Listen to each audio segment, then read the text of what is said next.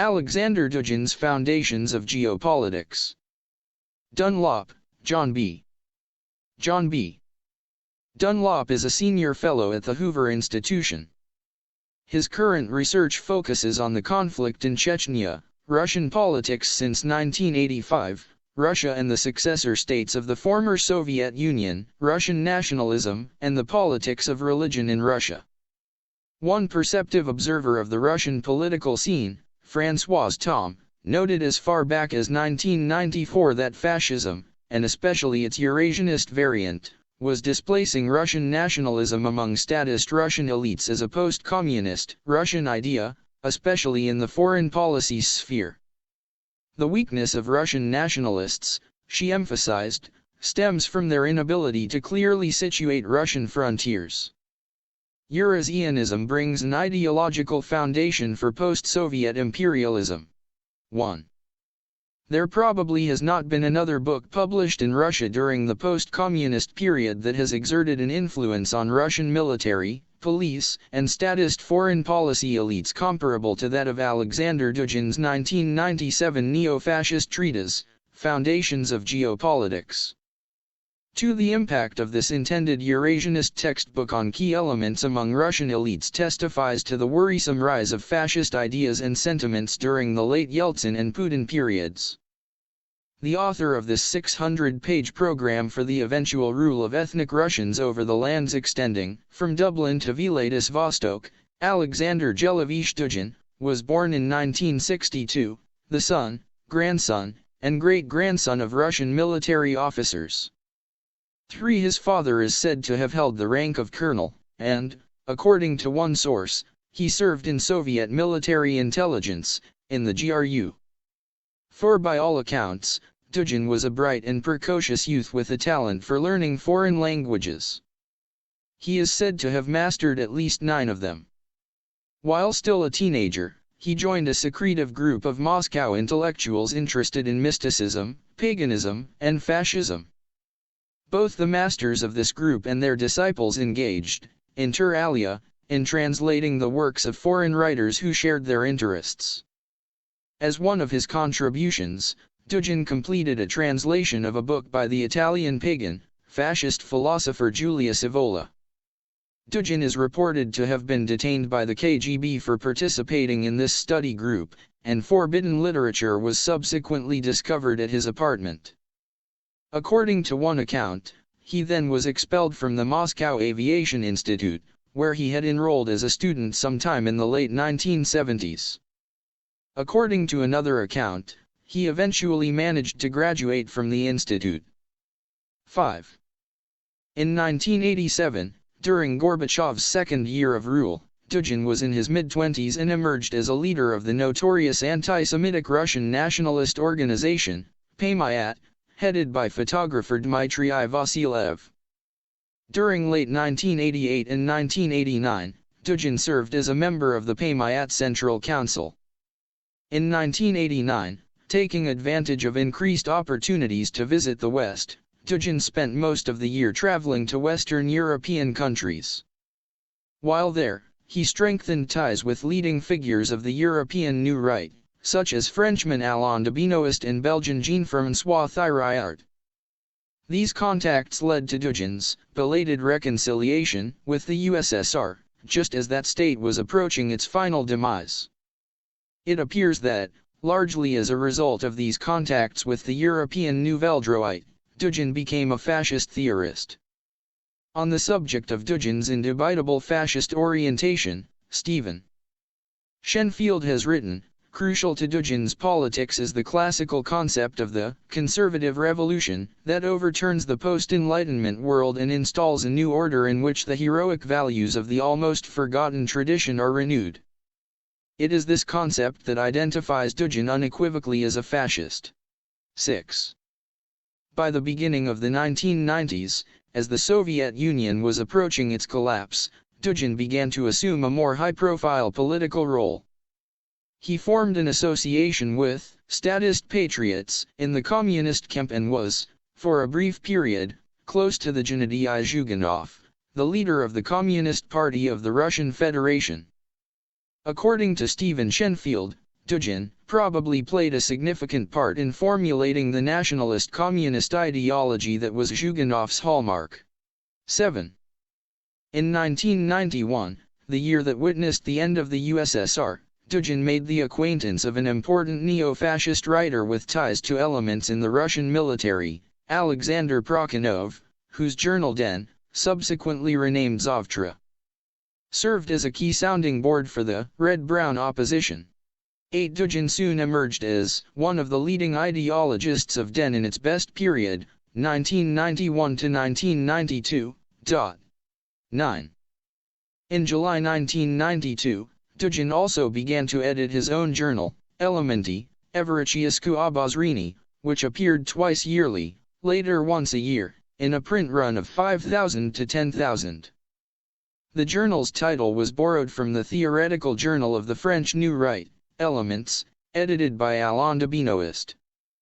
Concerning Dugin's journal, Alexander Verkhovsky and Vladimir Pribilovsky have noted, in speaking of Elementi, one should not forget that half of each issue is comprised of geopolitical notebooks containing articles about the global opposition of various civilizations, primarily Russia and the West. 10. During the early 1990s, Dugin founded his own publishing house, Arctagia. This name was borrowed from the publishing house of German racist writer Guido von List, 1848 to 1918. It combines the ancient Greek words arctos, north, and Georgia, land, a reference to the vanished polar continent that was supposedly the original home of the Aryans. 11. In 1991 to 1992, Prokhanov and Dugin attempted to form an alliance between certain leaders of the European New Right and several department heads and professors at the Academy of the General Staff of the Russian Armed Forces. The first issue of Elementi in 1992 published the transcript of an April 1992 round table, held on the premises of the Academy, which included Lieutenant General Nikolai Klokotov, head of the Academy's Strategy Department, Lieutenant General Nikolai Pishchev, deputy head of the same department, Major General Vladislav Imanov, head of the Academy's Department of Military History, Alain de Benoist, the leader of the European New Right, and Jean Lalu, another New Right spokesman. 12.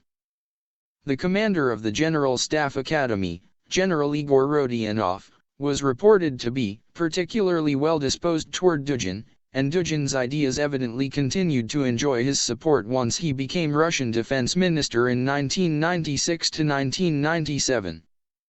13. It may be significant that Dugin's Foundations of Geopolitics was written during the time that Rodionov was serving as defense minister.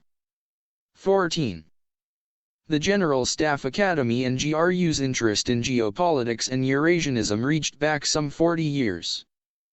Beginning in the 1950s, François Thorn remarked, Soviet strategists like General Shtimenko and Admiral Gorshkov were inspired by Eurasianist thinking. 15. As for Dugin, he singled out Marshal Nikolai Ogarkov, a Soviet military chief of staff in the early 1980s, as an outstanding geopolitician, strategist, and Eurasian. 16. In 1993, Dugin joined his efforts with those of charismatic demagogue Eduard Limonov, born 1943, and founded the National Bolshevik Party, NBP. As Verkhovsky and Pribilovsky have pointed out, the ideology of the National Bolshevik Party was fully generated by one man, Aleksandr Dugin. 17. Limonov played the role of a fascist-style leader, and Dugin served as second in command and the party's chief theoretician. The new organization appears to have been more influenced by German than by Russian National Bolshevism. The German National Bolshevik Ernst Niekisch had advocated a German-Russian alliance against the West. In the Soviet Union, especially Stalin's Soviet Union, many German nationalists like Niekisch saw the logical fulfillment of the war against Jewish capitalism.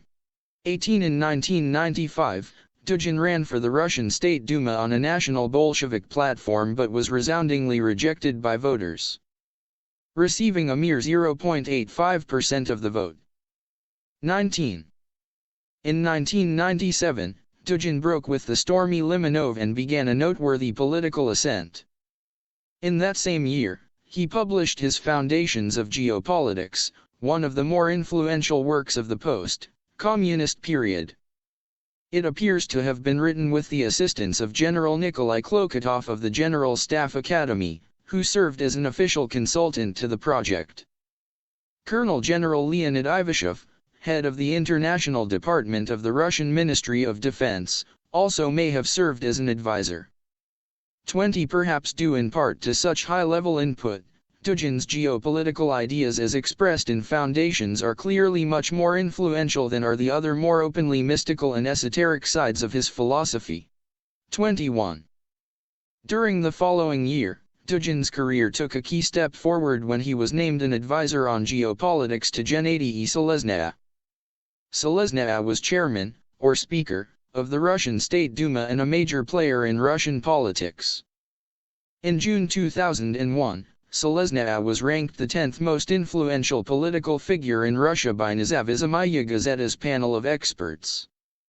22. In the course of a March 1999 radio interview, Seleznya made public the fact that Dugin was serving as one of his advisors and he urged that Dugin's geopolitical doctrine be made a compulsory part of the school curriculum.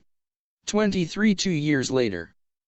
At the founding Congress of the Eurasia movement, Dugin boasted, "I am the author of the book Foundation of Geopolitics, which has been adopted as a textbook in many Russian educational institutions." During the same Congress, the aforementioned General Klokotov, now a professor emeritus but one who continued to teach at the Academy, noted that the theory of geopolitics had been taught as a subject at the General Staff Academy since the early 1990s and that in the future it would serve as a mighty ideological foundation for preparing a new military command. 24 At present Dugin's book presumably is being used as a textbook at the General Staff Academy. In 1999, Dugin's publishing house brought out a volume of writings by the interwar émigré Eurasian writer, Prince Nikolai Trubetskoy. In his introduction to the volume, Dugin wrote that Trubetskoy can be termed the Eurasian Marx. 25 It seemed that Dugin saw a similar exalted role for himself as the formulator of a new Russian idea at the dawn of a new millennium. Sometime in late 1999, Dugin founded the Center for Geopolitical Expertise in Moscow.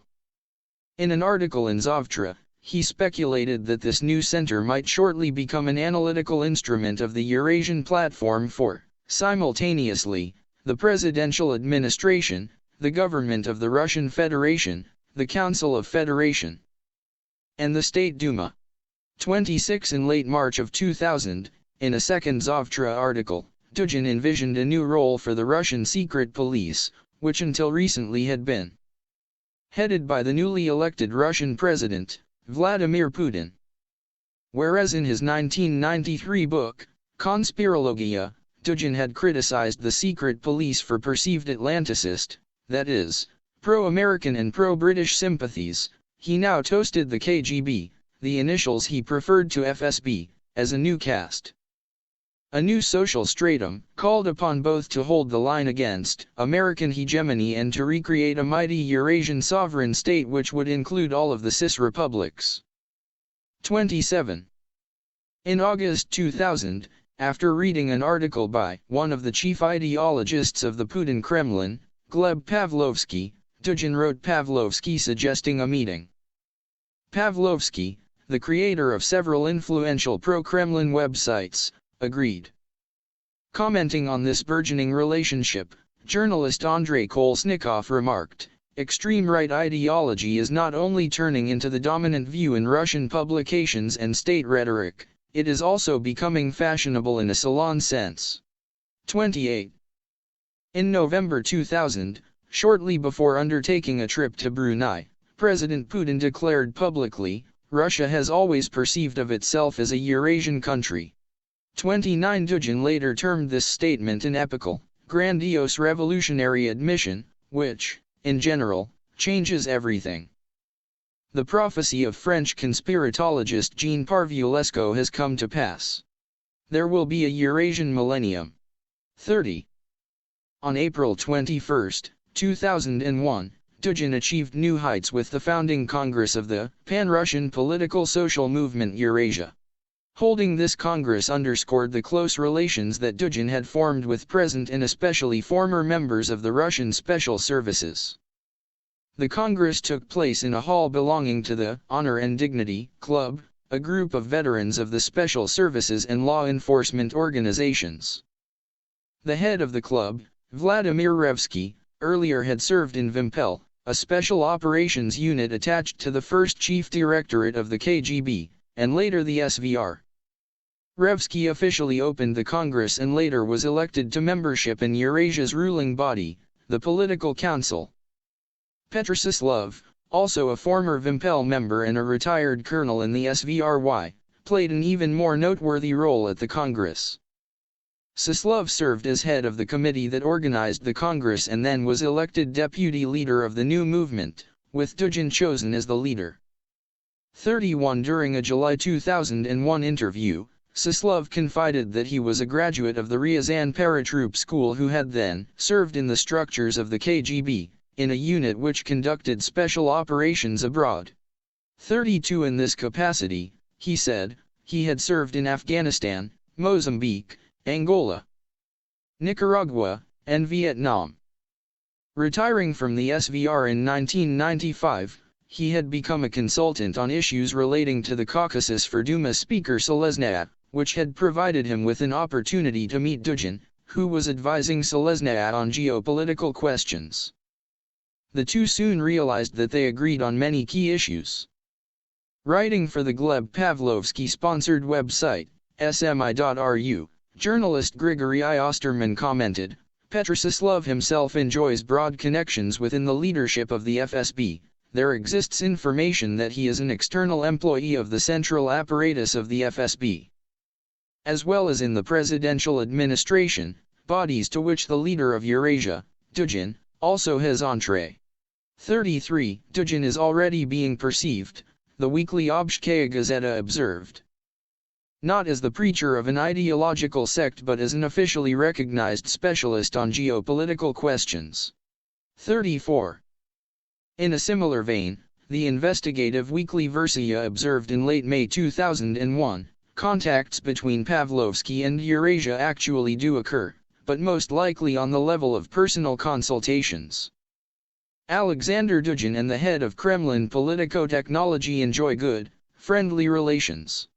Under Vladimir Putin, the newspaper continued, Dugin had become one of the drafters of the concept of national security.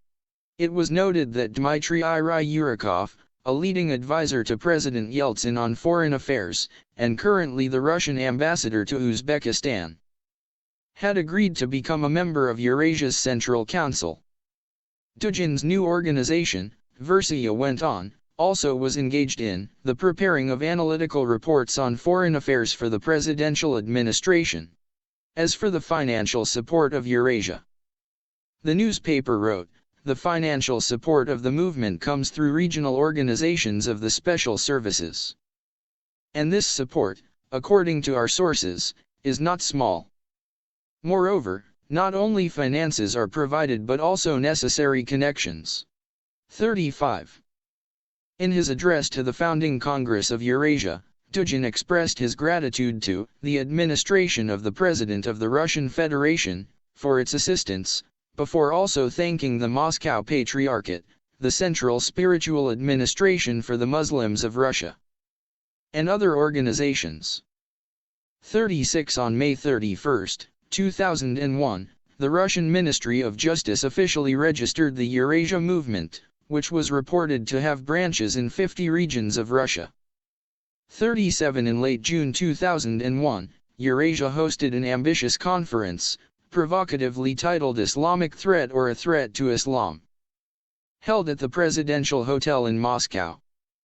The titular co-chairmen of the conference were Selesnya, who did not attend, and Sheikh Talgat Tadzuddin, the officially recognized head of the Muslims of Russia and the CIS states. 38. By summer 2001, Aleksandr Dugin, a neo-fascist ideologue, had managed to approach the center of power in Moscow, having formed close ties with elements in the presidential administration, the secret services, the Russian military, and the leadership of the State Duma.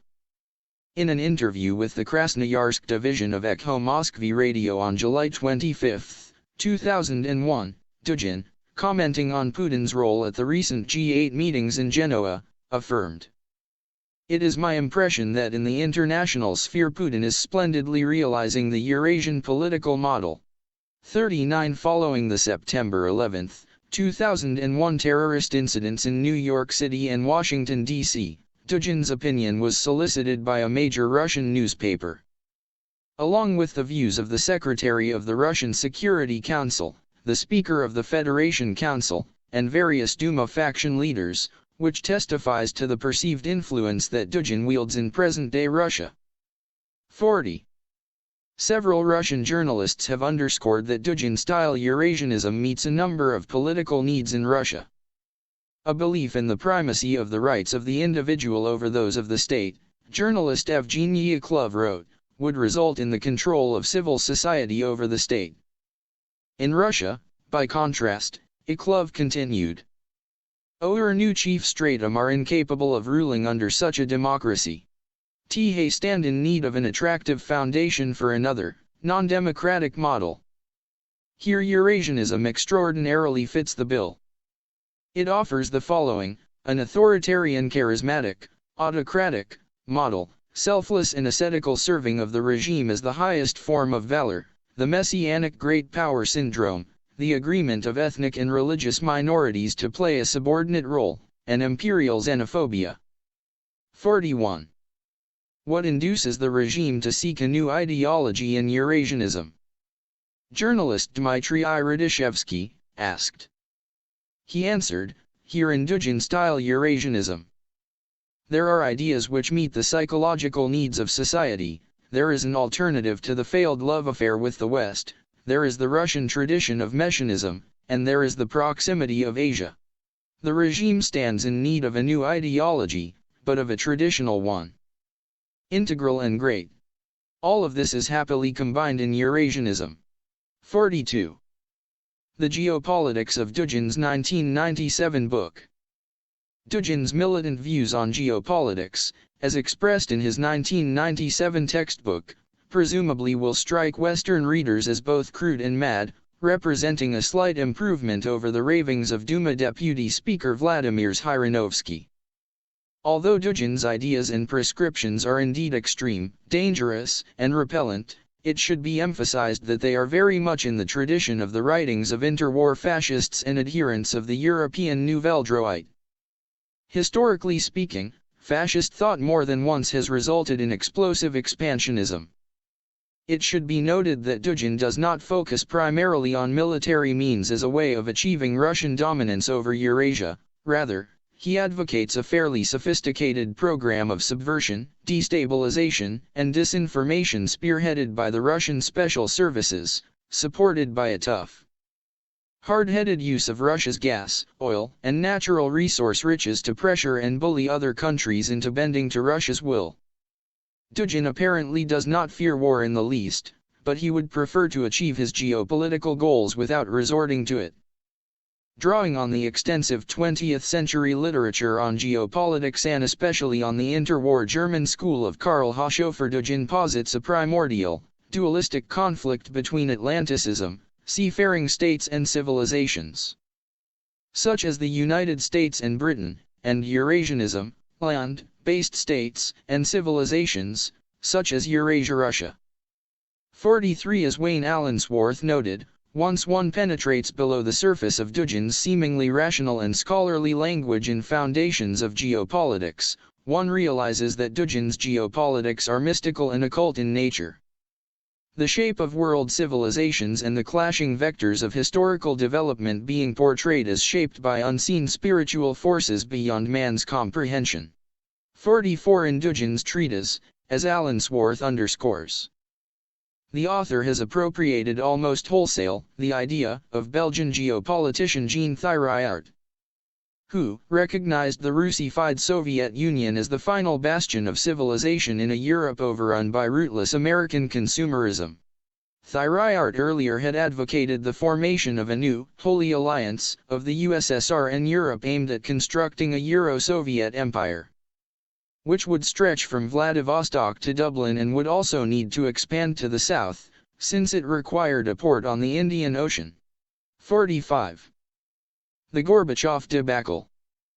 The Gorbachev years, 1985 to 1991, represent, in Dugin's eyes, one of the most wrenching geopolitical defeats in the millennial history of Russia-Eurasia-USSR. Beginning in 1989, it became clear that, no one in the Soviet leadership was capable of explaining the logic of traditional Soviet foreign policy and, as a result, there took place the lightning-fast destruction of the gigantic Eurasian organism. 95. 46. Unexpectedly, the USSR found itself in almost the same situation as post-war Germany, its world influence reduced to nothing, its territory sharply diminished, its economy and social sphere reduced to ruins. 96. Dugin contends that the Soviet disaster of 1989 to 1991, like the earlier German one, resulted from a failure of the country's leaders to heed the counsel of its geopoliticians. Hitler disregarded the advice of Karl Haushofer and other specialists when he decided to invade the Soviet Union in 1941. In similar fashion, a certain secret department of the GRU and other voices had been advocating a Eurasian course for the USSR, but their advice went unheeded. 103. As Dugin sees it, the project that westernizing Russian reformers attempted to implement during the Gorbachev and Yeltsin years by now has been discredited fully. This project denies such values as the people, the nation, history, geopolitical interests, social justice, the religious factor, etc. In it, everything is constructed on the principle of maximal economic effectiveness, on the primacy of the individual, on consumerism, and the free market. 179. Dugin believes the Atlanticists, especially the United States, consciously plotted the downfall of the Warsaw Pact and the USSR. The heartland therefore is required to pay back sea power in the same coin. 367. The goal, as Dugin sees it, is to resuscitate and reinvigorate Eurasia/Russia after the near-fatal geopolitical blows it absorbed from 1989 to 1991. Dugin emphasizes that the current Russian Federation, which appeared in 1991 from under the rubble of the USSR, is not a full-fledged state, but rather a transitional formation in the broad and dynamic global geopolitical process. 183. The new states that have come into existence in the space of the former Soviet Union also do not, with the sole exception of Armenia, possess any markings of authentic statehood. 187. Instead they represent artificial, ephemeral political constructs. The ethnic Russian people, in contrast, are seen as the bearers of a unique civilization. 47. Russians are a messianic people, possessing universal, pan-human significance. 189. The Russian people, Dugin insists, can serve only as the core ethnos of a vast empire. The Russian people, i.e. Russia, never made its goal the creation of a mono-ethnic, racially uniform state. 190. Such a distorted view represents the Atlanticist line masking itself as Russian nationalism. 213. A repudiation of the empire-building function, Dugin warns sternly, would signify the end of the Russian people as a historical reality, as a civilizational phenomenon. Such a repudiation would be tantamount to national suicide. 197. Deprived of an empire, Russians will disappear as a nation. 251. The sole viable course, in Dugin's view, is for Russians to rebound from the debacle of 1989-1991 by recreating a great, supranational empire, one in which ethnic Russians would occupy a privileged position. 251 to 252. The result of such a rebuilding effort would be a giant continental state in the administration of which they Russians will play the central role. 253. This ethnic model, Dugin notes, is quite similar to that of the former Soviet Union. In order to facilitate the recreation of a vast Russian-dominated continental empire, Dugin advocates the unleashing of Russian nationalist sentiment, but of a specific type. This Russian nationalism, he writes, should not employ state but, rather, cultural ethnic terminology, with a special emphasis on such categories as Narodnost and Russian Orthodoxy. 255. Religious sentiment, Dugin urges, should be placed front and center. Russians should realize that they are Orthodox in the first place, ethnic Russians in the second place, and only in the third place, people. 255. There is a need, Dugin insists, for the total churchification of Russians, for the Russian nation to become viewed simply as the Church. 255 to 256. Such an emphasis, he believes, should together with a persistent focus on the glorious past and bright future of the Russian nation help bring about the demographic upsurge so desperately needed by Russians today. Economic incentives by themselves will prove insufficient to promote such an upsurge. 256 to 257. One radical slogan, Dugin concludes, must be consistently put forward: the nation is everything, the individual is nothing. 257. This slogan encapsulates one of Dugin's most cherished beliefs: gutting atlanticism. Employing the strategy of the anaconda, a term borrowed by Dugin from interwar German geopoliticians used in reference to Britain, the United States and its close allies are seen as exerting unrelenting pressure on all Eurasian coastal zones. 103, 110. Following precepts enunciated by Francis Fukuyama among others, the United States seeks to implant its own political and economic model throughout the globe. 127. Moreover, following the prescriptions of Paul Wolfowitz, the United States attempts to reduce Russia's role to that of a lowly, regional power. 199. In cynical fashion, the United States wants to transform Russia into an ethnic reservation so that it can receive full control over the world. 169. How is a revived Eurasian Russian Empire to bring about the geopolitical defeat of the U.S.? 260. An appropriate response to the looming Atlanticist threat, Dugin contends, is for the renascent Eurasian Russian Empire to direct all of its powers, short of igniting a hot war, as well as those of the remainder of humanity, against the Atlanticist anaconda. At the basis of the geopolitical construction of this Eurasian Empire, Dugin writes, there must be placed one fundamental principle: the principle of a common enemy.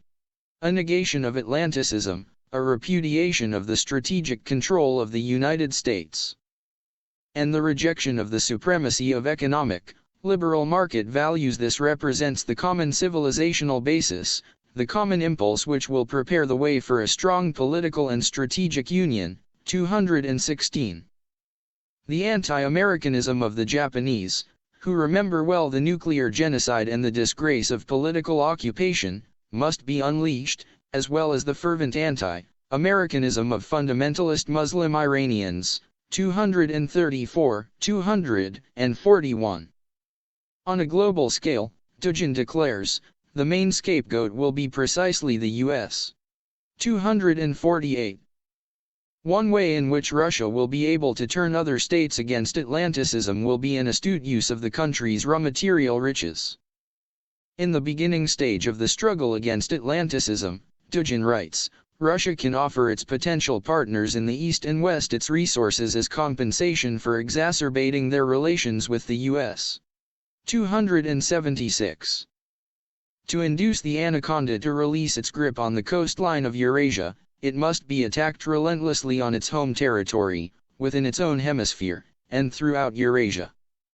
All levels of geopolitical pressure, Dugin insists, must be activated simultaneously. 367.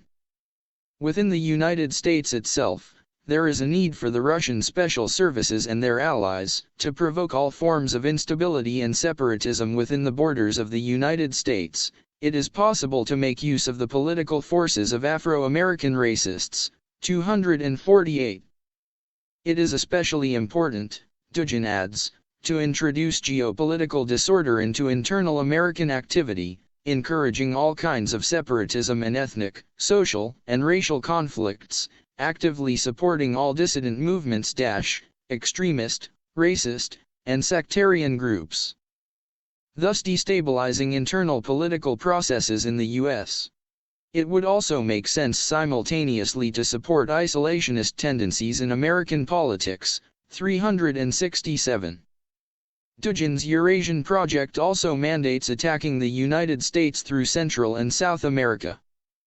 The Eurasian project, Dugin writes, proposes Eurasian expansion into South and Central America with the goal of freeing them from the control of the North. 248.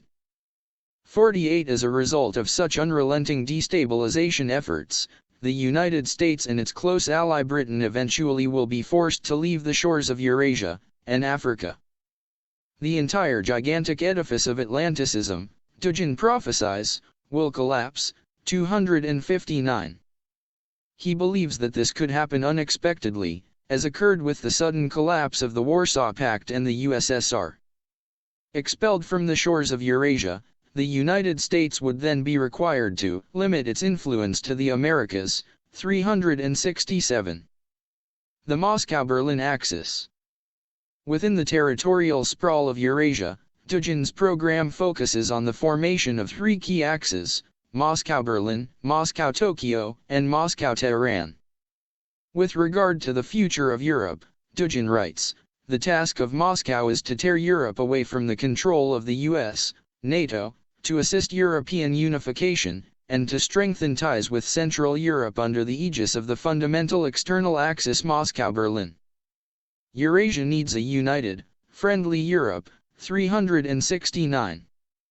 In advocating this path, Dugin appears to be influenced by the writings of the European New Right, which from the 1970s on, argued for the strict neutrality of Europe and its departure from NATO. 139.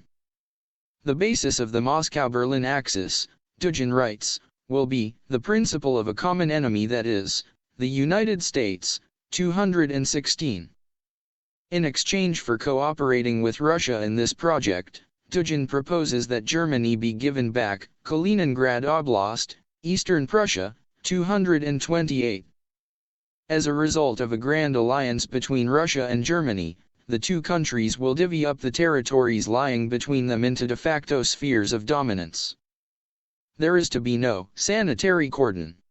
The task of Eurasia, Dugin emphasizes, consists in making sure such a sanitary cordon does not exist. 370. Russia and Germany together, he insists, must decide all disputed questions together and in advance. 226. The integration of swaths of Western and Central European territory into a German sphere of dominance will be encouraged directly and abetted by Eurasia-Russia. The formation of a Franco-German bloc, especially, is to be supported. 171. In Germany and France, Dugin asserts, there is a firm anti-Atlanticist tradition. 369. Germany's influence likely will spread to the south to Italy and Spain. 220. Only Britain, an extraterritorial floating base of the US, is to be cut off and shunned. 221. Moving eastward, Dugin proposes offering Germany de facto political dominance over most Protestant and Catholic states located within Central and Eastern Europe. The unstable state of Finland, which historically enters into the geopolitical space of Russia, is seen as an exception. 316. In this instance, Dugin proposes that Finland be combined together with the Karelian Autonomous Republic of the Russian Federation into a single ethno-territorial formation, with maximal cultural autonomy, but with strategic integration into the Eurasian bloc. 371–372. The northern regions of Finland, Dugin adds, should be excised and donated to Murmansk Oblast.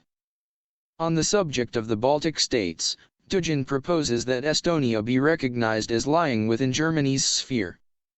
A special status, on the other hand, should be accorded to both Latvia and Lithuania, which suggests that they are to be allocated to the Eurasian Russian sphere. Poland, too, is to be granted such a special status, 372. With regard to the Balkans, Dugin assigns the north of the Balkan Peninsula from Serbia to Bulgaria to what he terms the Russian South, 343. Serbia is Russia, a subheading in the book declares unambiguously, 462. In Dugin's opinion, all of the states of the Orthodox collectivist East with time will seek to establish binding ties to Moscow the Third Rome, thus rejecting the snares of the rational individualistic West, 389, 393. The states of Romania, Macedonia, Serbia and Bosnia, and even NATO member Greece in time, Dugin predicts, will become constituent parts of the Eurasian, Russian Empire, 346, 383. As for the former Union republics of the USSR situated within Europe, they all, in Dugin's view, with the exception of Estonia, should be absorbed by Eurasia Russia. Belorussia, Dugin asserts flatly, should be seen as a part of Russia, 377.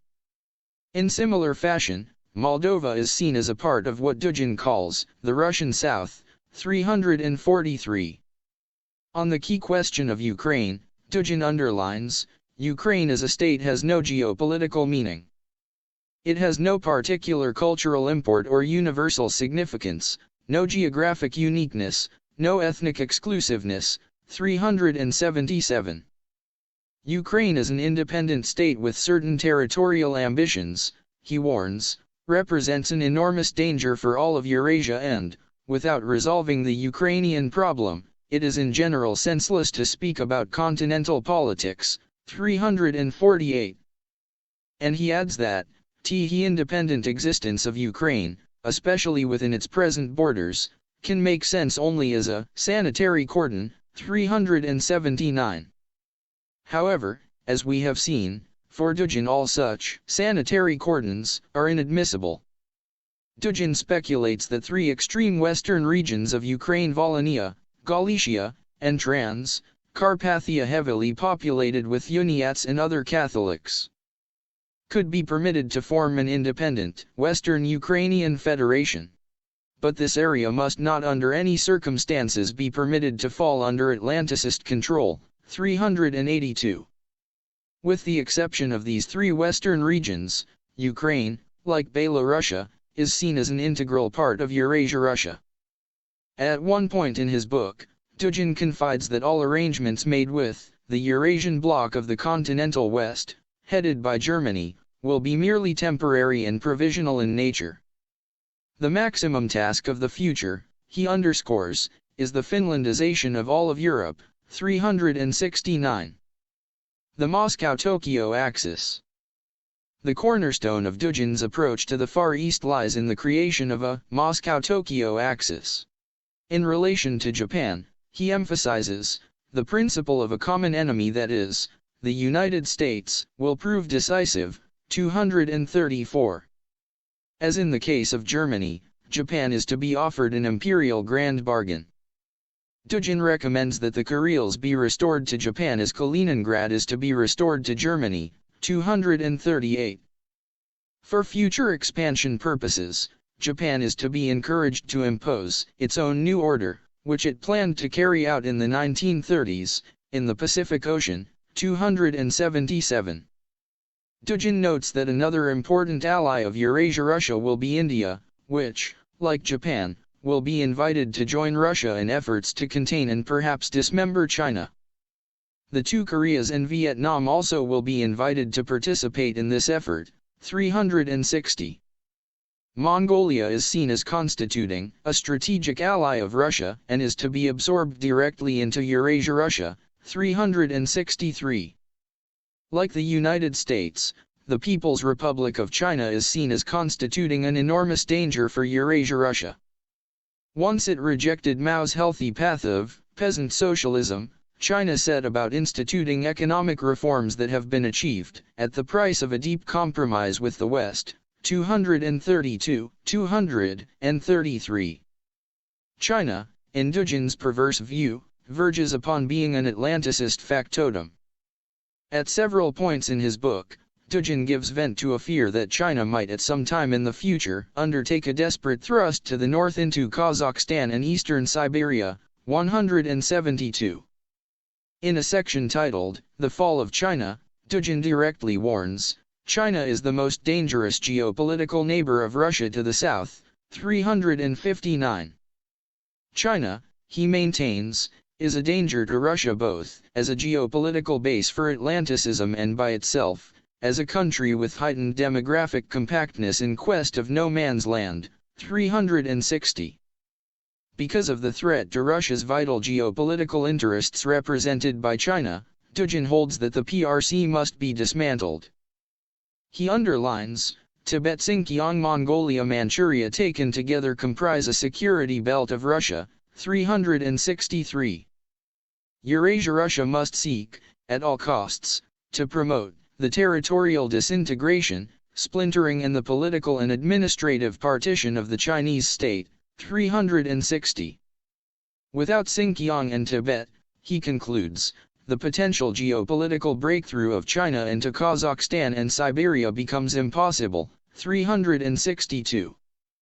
As geopolitical compensation for the loss of its northern regions, China, Dugin recommends, should be offered development in a southern direction Indochina, except Vietnam, the Philippines, Indonesia, Australia. 363. These areas constitute China's appropriate sphere of dominance. It should be noted that in the lengthy postscript section appended to the 1999 version of Foundations of Geopolitics, Dugin reaffirms his belief in the need for Eurasia-Russia to effect a dismembering of China. 781. In an interview given by Dugin in late July 2001, however, he backed off slightly from this position, presumably in deference to Putin's stated position on China, but only to a degree. He continued to insist that Russia's relations with Japan, Iran, and India were more vital and significant than those with China. 49. The Moscow-Tehran Axis. The most ambitious and complex part of Dugin's program concerns the south, where the focal point is a Moscow-Tehran Axis. The idea of a continental Russian Islamic alliance, he writes, lies at the foundation of anti-Atlanticist strategy. His alliance is based on the traditional character of Russian and Islamic civilization. 158. On the whole, he continues, the entire Islamic zone represents a naturally friendly geopolitical reality in relation to the Eurasian Empire, since the Islamic tradition fully understands the spiritual incompatibility of America and religion. The Atlanticists themselves see the Islamic world, on the whole, as their potential opponent. 239. As the result of an especially broad Grand Alliance to be concluded with Iran, Dugin maintains that Eurasia-Russia will enjoy the prospect of realizing a centuries-old Russian dream and finally reach the warm seas of the Indian Ocean. In relation to the south, he writes, the geopolitical axis of history, Russia has only one imperative: geopolitical expansion to the shores of the Indian Ocean. 341. Having received geopolitical access in the first place, naval bases on the Iranian shores, he writes, Eurasia will enjoy full security from the strategy of the Anaconda Ring. 241. Eurasia, Russia and the Empire of Iran, he emphasizes, will have one and the same geopolitical tendency. 242. As a consequence of this grand alliance, Eurasia-Russia should be prepared to divide up the imperial spoils with the Islamic Empire in the south. 239. After asking the question, what is the Russian South? Dugin claims that it includes the Caucasus, all of it, the eastern and northern shores of the Caspian, the territories of Kazakhstan and Turkmenia, Central Asia, including Kazakhstan, Uzbekistan, Kyrgyzia, and Tajikistan, plus Mongolia. Even these regions, he notes, should be seen as zones of further geopolitical expansion to the south and not as eternal borders of Russia. 343. Control over the Caucasus, Dugin notes at one point in the book, opens, an exit to the warm seas, 349. The extensive stretch of territory lying to the south of the Russian Federation is to be divvied up with a future Iranian Empire and with Armenia as well. A special geopolitical role, Dugin writes, is played by Armenia, which is a traditional and reliable ally of Russia in the Caucasus. Armenia will serve as a most important strategic base in the thwarting of Turkish aggression to the north and to the east. It is necessary, therefore, to create the subsidiary axis Moscow-Tehran, 352. The Armenians, Dugin underscores with approval, are an Aryan people. Like the Iranians and the Kurds, 243. Azerbaijan represents one example of how the trio Eurasia, Russia, Iran, and Armenia might choose to divide up the spoils. If Azerbaijan, Dugin warns, maintains its present pro-Turkish orientation, then that country will be split up among Iran, Russia, and Armenia. Almost the same holds true with regard to other regions of the Caucasus: Chechnya, Abkhazia, Dagestan, etc. 243. It makes sense, Dugin writes elsewhere, to bind Azerbaijan to Iran, 352. According to Dugin, Kazakhstan will be integrated into a common continental bloc with Russia, 354. Abkhazia, too, will be tied directly to Russia, 351. He speculates that a united Ossetia also might be incorporated into Eurasia, Russia, 351. And as for the remaining parts of Georgia, Dugin implies that what remains of this Orthodox Christian country after Russia absorbs Abkhazia and South Ossetia might be turned over to Iran as booty, appropriate punishment, presumably, for its prickly independent course toward Russia in the post-communist period. According to Dugin, a key reason for concluding a grand alliance with Iran is Russia's need for a Muslim ally in its struggle against secular Turkey and Islamic Saudi Arabia with its dangerous Wahhabism. Turkey is to be treated as harshly as the United States and China. It is important, Dugin writes, to take into consideration the necessity of affixing to Turkey the role of scapegoat in this Eurasian project, 244. Kurds, Armenians, and other Turkish minorities are to be provoked into rebellion. Dugin stresses the need to create geopolitical shocks within Turkey, 352. Like Azerbaijan, Dugin predicts that Turkey could be dismembered by Eurasia, Russia, Iran, and Armenia in the future. If such a dismemberment should not occur, however, Turkey, like China, must be encouraged to expand exclusively southward, into the Arab world through Baghdad, Damascus, and Riyadh, 244. Conclusion. In a moment of exultant imperial elan, Dugin revealingly trumpets at one point in his book, "The battle for the world rule of ethnic Russians has not ended," 213. It is necessary to speak the unvarnished truth. An official advisor on geopolitics to the Speaker of the Russian Duma is a dangerous Russian fascist. As has been noted, Dugin also reportedly enjoys close ties to elements in the presidential administration, the secret services, the military, and the parliament. Although Dugin's influence should not be exaggerated, it also should not be understated. One is required to ask whether Russian fascism, a tendency which exhibits contempt both for international borders and for international law, has a realistic chance of emerging as the new political thinking in international affairs in Vladimir Putin's Russia. In late 1998, Russian academic Andrei Tsygankov appropriately warned that the discourse of Dugin and of like-minded Eurasians is in reality the discourse of war. 50. Interviewed by a journalist from the army newspaper Krasная Zvezda in May 2001, Dugin patiently explained, "Eurasian space is the territory of Russia, the countries of the CIS and a part of the adjacent territories to the west and to the south, where there is no clear-cut geopolitical orientation. All of this comprises Eurasian strategic space broadly understood." 51. The army reporter offered no objections to this quite mad schema. Aleksandr Dugin's Foundations of Geopolitics, to summarize, represents a harsh and cynical repudiation of the architecture of international relations that was laboriously erected following the carnage of the Second World War and the emergence of nuclear weapons. Dugin and his system, it seems, resemble the combustible interwar period and the rise of fascism in Europe, with the lurid imperial fantasies of the Duce, the Führer, and other fascist demagogues. Could a reversion to a destructive past be the dividend which Russia and the West are to receive for having finally and with enormous effort put an end to the Cold War? First published in Democratisatsia 12.1, January 31, 2004 41. To read this article as a PDF, click here. Notes.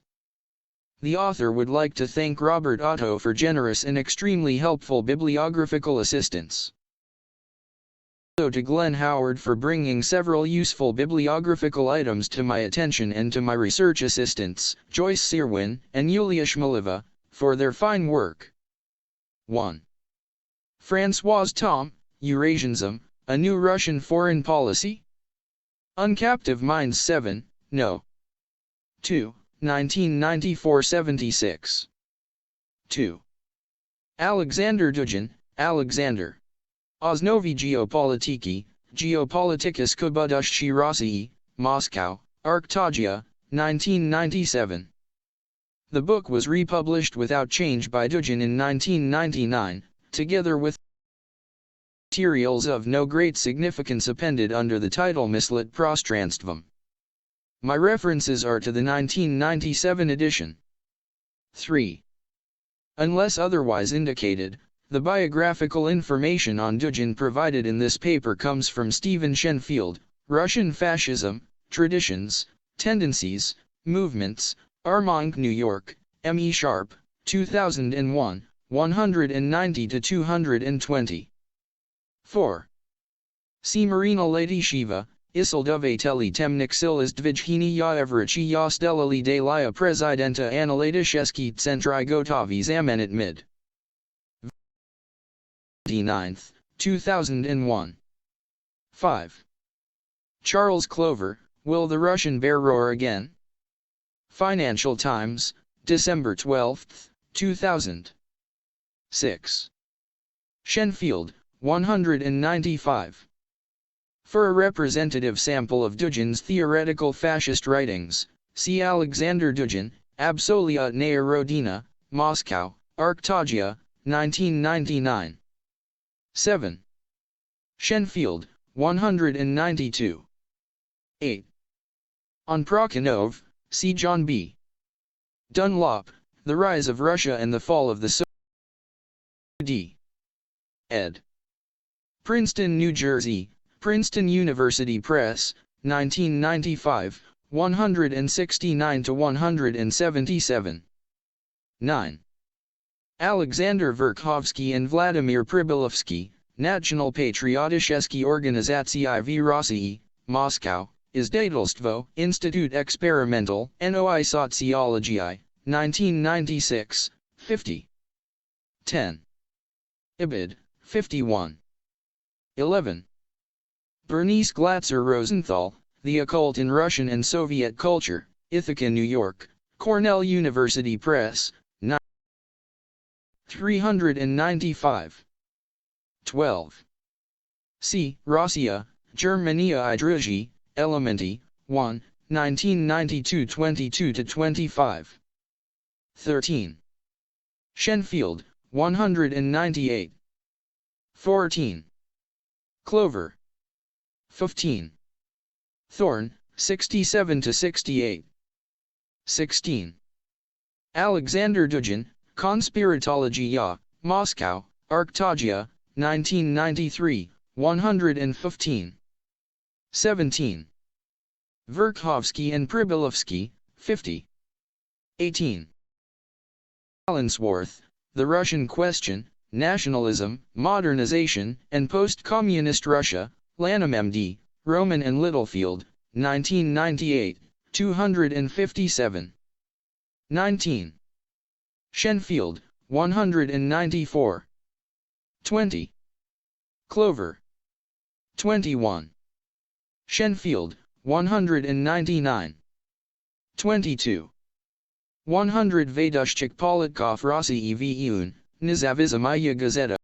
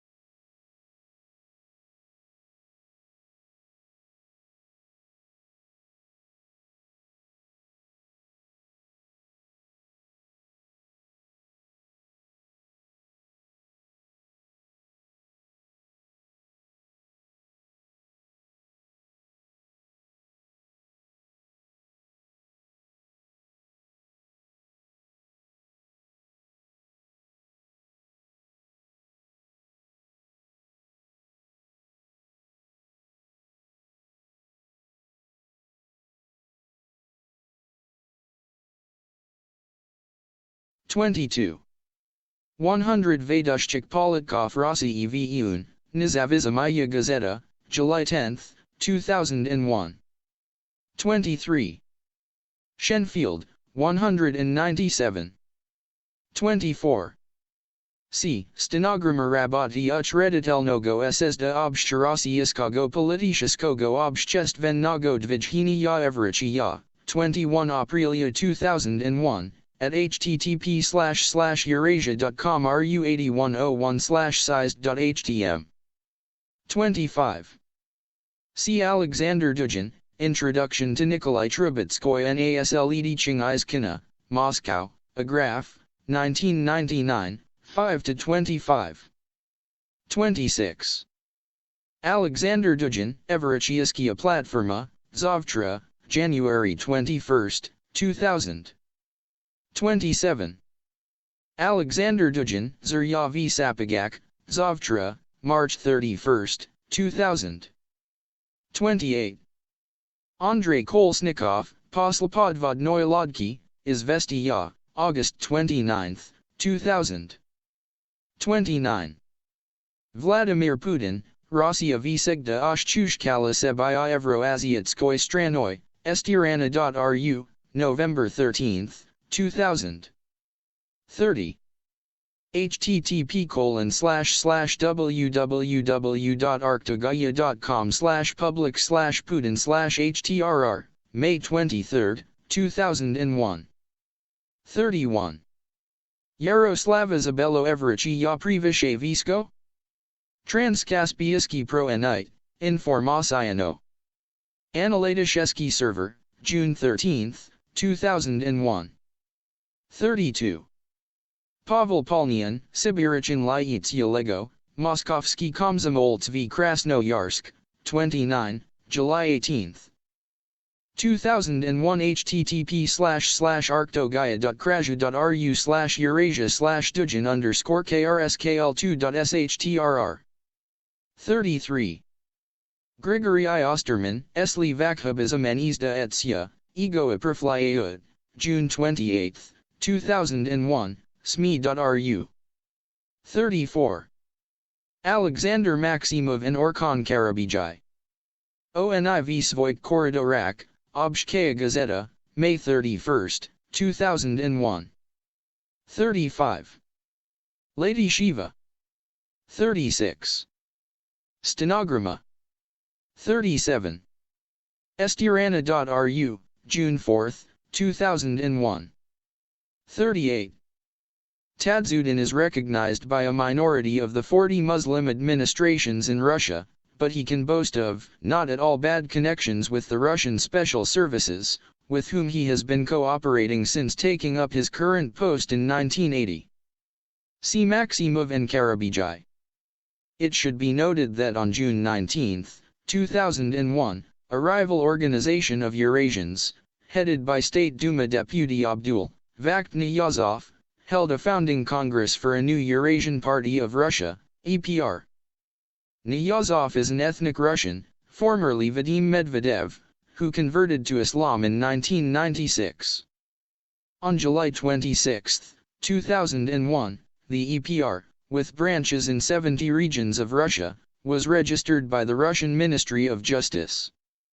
Dugin has assailed this rival group as being witting tools of Saudi Arabia and of Wahhabism. A number of well-known leaders of Muslim background in Russia and in CIS states, on the other hand, have offered support for the EPR. These leaders include Aslambek Aslakhanov, Ramazan Abduladipov, Chingiz Aitmatov, Oltaz Sulaimanov, Stanislav Derev, and Mufti Akhmad Kadyrov. The presidents of Kazakhstan, Nursultan Nazarbayev, and of Tatarstan, Mintimur Shamiev, also have indicated a degree of support. See Novye Izvestia, June 30, 2001 and July 27, 2001, Nizavizamaya Gazeta, June 8, 2001 and July 31, 2001, SMI.ru, June 19, 2001, Moskovsky Komsomolets, August 3, 2001, and Ngiriligii, August 8, 2001. 39. Aleksandr Dugin, Interview Dalia, Ekho Moskvy Krasnoyarsk, 25 Iulia 2001, posted at http://arctogaya.krashu.ru/Eurasia/int_1.shtm. 40. C. Rossiya Doltna Ushisto Shibki Ameriki, Nizavizamaya Gazeta, September 13, 2001. For Dugin's take on the events of September 11, see his Lastiki. Apocalypsa, http://arctogaya.com/public/lastokey.html, September 12, 2001. 41. Evgeny Yaklov, ONIV Svoik Koridorak, DVE Storony Novogo Everachiistva, Obshkaya Gazeta, August 2, 2001. 42. Dmitry Radishevsky, Soblazn Everachiistva, Moskovskye Novosti 18, May 1 to 14, 2001. 43. For a useful survey of 20th-century Western geopolitical literature, see Geoffrey Parker Western Geopolitical Thought in the 20th Century, London, Croomhelm, 1985. Chapter 5 of Parker's book is devoted to German Geopolitik. 44. Allensworth, 249. 45. Ibid, 251. 46. Here and subsequently, the page numbers given in parentheses refer to the 1997 edition of Dugin's book. 47. All italics appearing within quotations are those of Dugin. 48. In this connection, the following report is of interest. During a visit to Moscow in May of 2001, President Hugo Chavez of Venezuela indicated that he and Putin share a vision of a world in which power must be more evenly distributed to offset the unipolar influence of the United States, and that his dream of a Bolivarian federation of Caribbean and Latin American nations fits into that scheme. Chavez made it clear that he and Putin would work together to form a strategic alliance against the U.S. Petroleum World, May 15, 2001. 49. Dugin, Interview Dalia, Ekho Moskvy Krasnoyarsk. 50. Andrei P. Tsigankov, Hardline Eurasianism and Russian Contemporary Geopolitical Perspectives. East European Quarterly, Fall 1998 323, 329. 51. Geopolitica. Everachiiski Milliard. Word count, 7,973. Copyright Heldref Publications January 31, 2004.